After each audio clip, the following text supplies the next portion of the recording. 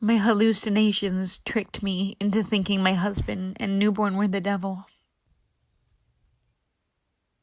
She was screaming for me to nurse her, but I refused. She became deathly quiet. I remember thinking, what have I done?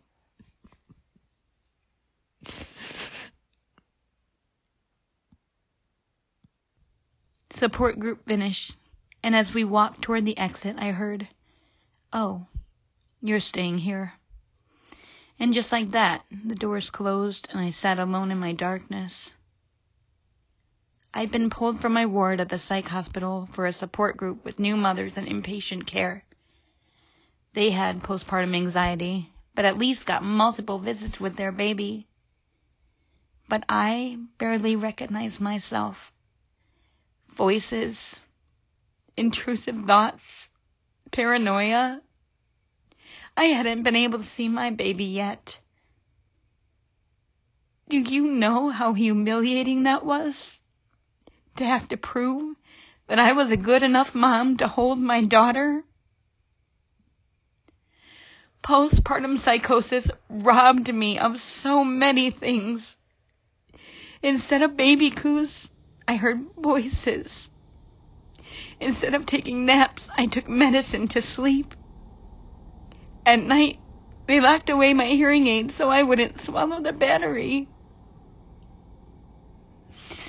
Instead of friends and family visiting to meet our new daughter, after 10 days, I finally got visiting hours to hold her. Instead of feeling baby snuggles, I felt nothing.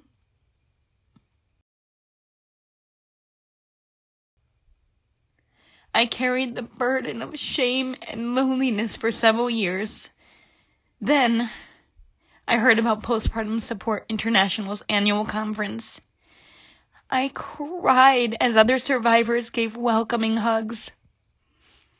I met a mother who lost her daughter due to her severe postpartum depression and borderline postpartum psychosis.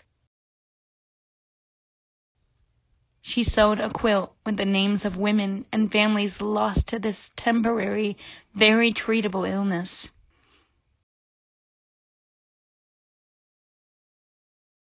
She sometimes wrapped the quilt around herself for comfort.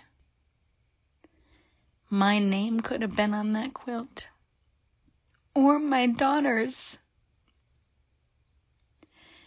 I promised myself to do everything I could to make change.